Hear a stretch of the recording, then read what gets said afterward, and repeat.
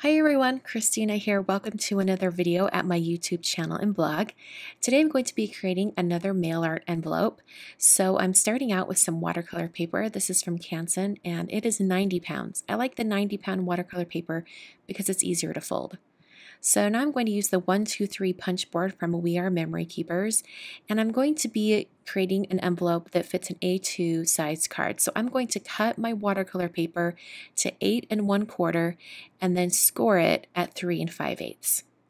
I'll start out by cutting my paper. So I'm using my Tonic guillotine trimmer just to trim that out to 8 1/4 square.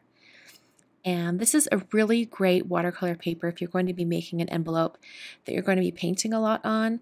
I haven't really come across any watercolor paper envelopes that you can buy just the envelopes.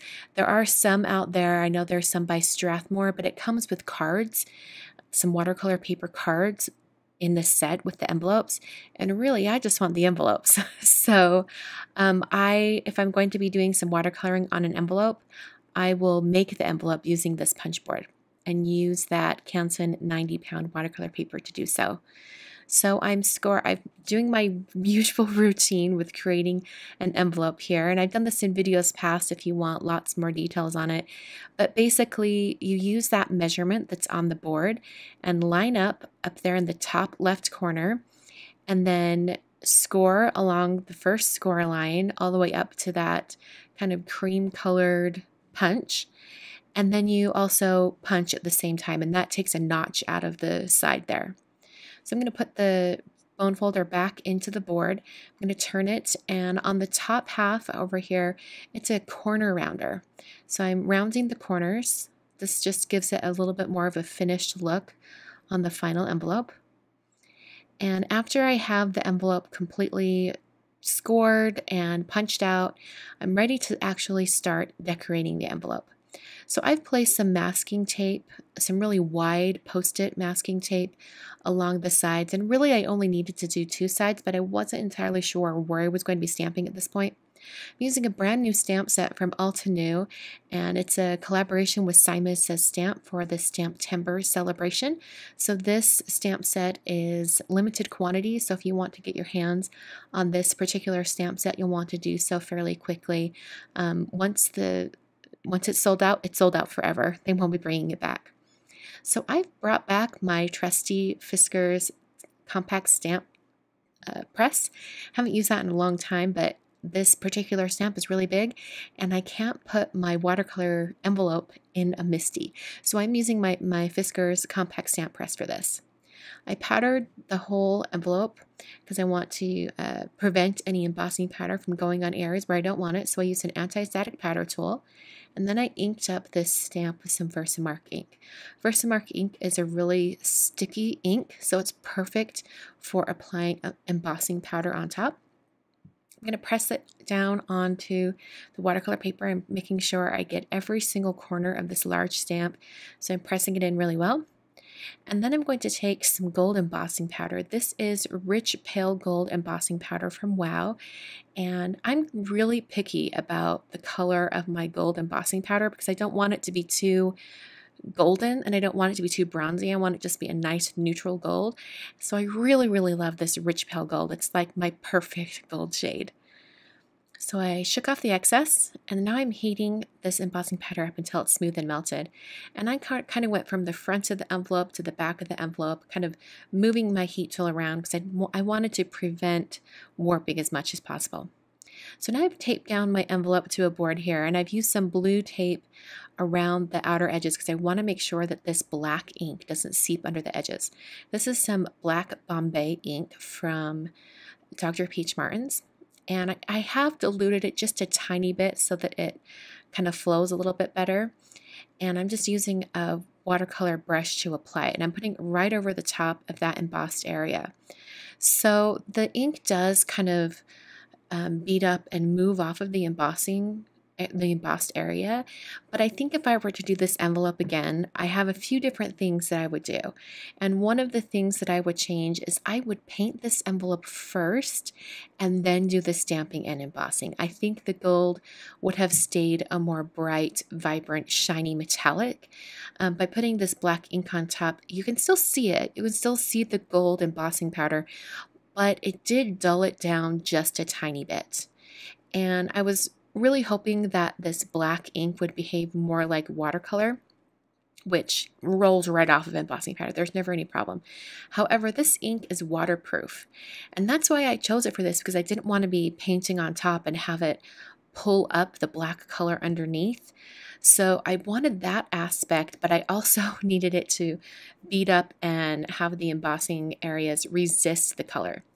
And I was able to kind of buff off some of that color using a wet baby wipe. This is just straight out of the baby wipe container. And I did kind of sweep over the entire envelope just in case it picked up any color and it was going to show streaking. But it did kind of bring a little bit of that vibrancy back. But I do feel like if I would have done the gold embossing after the fact, it would have been even brighter. So now I'm using the Starry Colors palette from Kuretake Zig. This is their Gansei Tambi Starry Colors palette. And I'm using the blue gold shade. It's the one that's on the end of the palette. Just adding some water to that. And I'm going to add the strongest of the color in the center of the flowers. Then I kind of wiped off my brush and I'm extending that color out. This is just going to add a tiny bit of shading to all of these flowers. I didn't do anything super precise with this. I mostly just wanted to outline a little bit more of that gold shade. But in all reality, I really think you could leave the embossing area exactly how it is. I think it was really beautiful just on its own. It didn't need any extra coloring. But if you do want to add a little extra, you definitely can. I wanted to mention that in that stamp set, there's actually some solid images that would fill in the flowers and then the solid images for the leaves and things like that. So if you don't want to color the image from the stamp set, you could definitely use inks instead. So it's a really versatile stamp set in that way that you can either paint it or color it, use markers, pencils, whatever you like. Or you could stamp those solid images or combine them. You could stamp them and then paint on top or color on top. There's a lot of different things you could do with this stamp set. It's pretty versatile. So I'm adding some more gold to the leaves and just kind of getting all those gold areas put in. So at this point I'm thinking ahead and I'm thinking, you know what, I think I want to do some kind of splatters of this gold paint. I think that would look really pretty. So another note, at this point you could leave it like this, just solid black, no problem. I think if I was to do it again, I might stop at this point. But I did cover up the area where I'm going to put the recipient's address, and then I splattered on some of this gold, and I wanted to protect that area where the address would be so that it wouldn't disrupt any of the address, and it would be really, really legible. So that's why I've masked that off with a little bit of a post-it note. I just tore off the bottom of the post-it note because I didn't need it quite that big. And then I decided, you know what, I'm going to take this post-it note off and I'm going to splatter some on. No, I shouldn't have done that. And I knew right away because I got big droplets. I tried to clean them up, but really just spread it all around and kind of made it worse. And at this point I was like, okay, just stop. Just stop. Don't try adding more. So I got out my oblique pen holder and nib, and I was actually picking up some of that same gold watercolor by pressing the pen into the brush. And a lot of times I'll actually hold the brush in my left hand and then I'll wipe the brush onto the pen to add more of the color. But in this case, it was just as easy just to pick it up from the brush over on the side.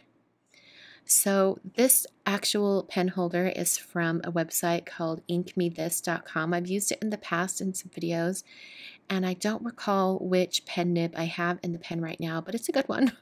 I'll try to link it down below in the supplies section or in the supplies over at my blog if you're wondering the specifics on the type of pen I'm using.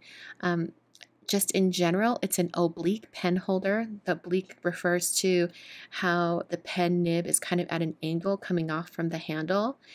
And I'm using a pointed pen nib for this. You can use all sorts of watercolors and different inks for pens like this. they're really fun to work with and a new fun skill to learn. Just another thing to note, Ashley did give me her address. I have her permission to use her address. So I'm not putting anyone's address on blast on the internet or anything like that. I do have permission. So I'm removing the blue painter's tape, and you can see how that really gave me a sharp, clean edge all around the outside of this envelope. It turned out so well. So I'm going to fold down these flaps and actually assemble the envelope now. I'm going to use some really sticky, tacky tape. And actually, before I do that, I'm going to hurry and put my return address on the top flap, and then I can assemble the envelope. So I'm going to use some Express-It tape. And I like to use this one. I've used it in the past. I particularly like it because you just tear it off. You don't have to use scissors. So it's really convenient. And just 2 little strips that'll do to make the envelope. Press those down, and then I pull up the release paper. And that reveals all of the adhesive in the tape. So I'll fold down those 2 side flaps and then fold up the bottom flap. And then I'm going to close this up, and I'm going to take a paintbrush and I'm going to run it along the edges of these folded edges of this envelope. This is just going to kind of frame off that entire area, and it gives me a nice clean line. Now, I didn't really have to do this because that blue tape did give me a sharp edge and nice clean line. But if you were to try this and maybe some of your paint or your ink seeped underneath, this is a great way to kind of mask that. You can just use something along the edges, add a little bit of color, and it masks off any of those areas that weren't a nice clean line. I'm going to use a postage stamp. This is one for Lunar New Year. And then I have this red vintage stamp. I didn't necessarily need that stamp because the postage should be just fine on this, but I liked having that additional pop of red. So that's my envelope for today. Hope you guys enjoyed. Make sure you check out this new Altenew stamp set over at Simon Says Stamp. I'll have links down below. Thanks so much for watching, and I'll catch you guys in another video very soon.